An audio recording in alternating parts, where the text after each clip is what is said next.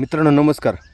तर काल एक मित्रानं कॉल केला होता की म्हणे बागेमध्ये झाडांची आणि फळांची साईज ही थोडी कमकुवत आहे. स्ट्रक्चर थोडं बारीक आहे परंतु फळं जास्त आहेत.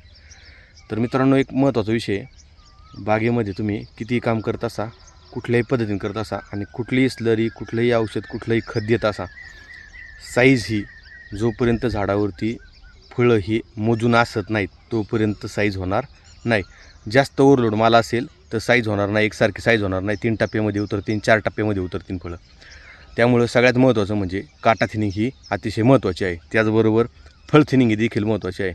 झाडावरती किती झाड, आता ही पाठीमागची झाड आपण पाहू शकता, मोजून मापून एक साधारणतः 30 ते 35 ते 40 फळं आहेत.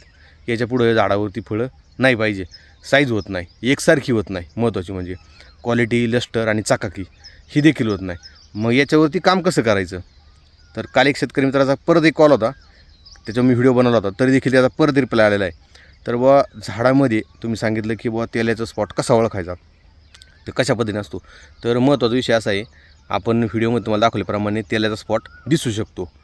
परंतु जर तुमच्या बागेमध्ये काटा किंवा झाडाची फांदी किंवा तुम्ही काम करत असताना जे काही ब्रश कटर असेल किंवा आणखी काही तुम्ही काम करत असताना जर त्याला काही फळाला इजा झालेली असेल तर ती इजा आधी ओळखता आली पाहिजे. हा तेलाचा स्पॉट आहे का दुसरं काय आहे. त्यानंतर या दिवसामध्ये सध्या पतंगाचा एक 2-5% अटॅक आहे कुठेतरी दिसते, तर तो एक स्पॉट असतो. त्यास देखील तुम्हाला ते स्क्रीनवरती दिसत आहे, तसा एक स्पॉट असतो. त्यानंतर महत्त्वाचं म्हणजे बागेमध्ये सध्या आळीचा, कारण ही जी कंडिशन असते लालमधून हिरव्यामध्ये जाण्याची, तर आळीचा प्रकोप हा जास्त असतो. तर मग त्यामध्ये डायरेक्ट होल पडतं. तुम्हाला स्क्रीनवर दिसत असेल त्या पद्धतीने फोटो असतात ते.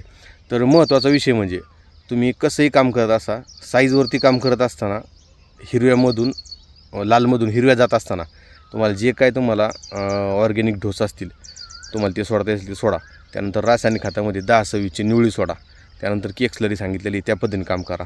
त्यानंतर दुसरा प्रश्न, ज्यामध्ये तुमच्या बागेमध्ये जास्त प्रमाणामध्ये जर तेलाचं प्रमाण दिसत असेल तर त्याच्यावरती देखील अगोदरच काम करा. पाऊस पडल्याच्यानंतर तेलाचं प्रमाण हे जास्त वाढणार आहे. त्यानंतर तिसरा प्रश्न होता की बुवा आता हे झाडावरती फळावरती थोडे स्पॉट दिसलेत किंवा घासलेलं आहे काटा, तर महत्त्वाचं म्हणजे या दिवसामध्ये काटा छाटणी सेटिंग झाल्याच्यानंतर जे काय आगारे तागारे तुमचे वॉटर छोटं असतील ते सगळं काढून टाकायचं. त्यानंतर वरून तुमचा क्रॉप कव्हर असेल नसेल ते तुमची काय कंडिशन असेल त्यानुसार, परंतु काटा थिनिंग आणि फळ थिनिंग ही अतिशय महत्त्वाची आहे. फळं मोजून पाहिजे आणि काटा थिनिंगमध्ये कुठल्याही फळाला काटा लागणार नाही याची आपण काळजी घ्यायची आहे. म्हणजे बागेवरती कुठला स्पॉट आला आहे किंवा फळावरती कुठला स्पॉट दिसतो आहे हे आपल्याला आयडेंटिफाय करायला अडचण येणार नाही. यामध्ये महत्त्वाचं म्हणजे ज्यावेळेस तुमच्या झाडावरती काही स्पॉट दिसेल त्यानुसार आपल्याला काम करता येतं. आणि तिसरा प्रश्न होता की बा आळी, तर जास्त प्रमाणामध्ये होल किंवा तुमचं पिन पॉईंट दिसत आहे, तर पिन पॉईंटला तुम्ही सेटिंग पूर्ण होऊन गेली असेल तर तुम्ही मेओथ्रीनचा देखील हात घेऊ शकता किंवा फॅन्डाल देखील तुम्ही वापरू शकता किंवा धानुसान देखील धानुका कंपनीचं वापरू शकता. प्रमाण 1 ml पर लिटरचं आहे.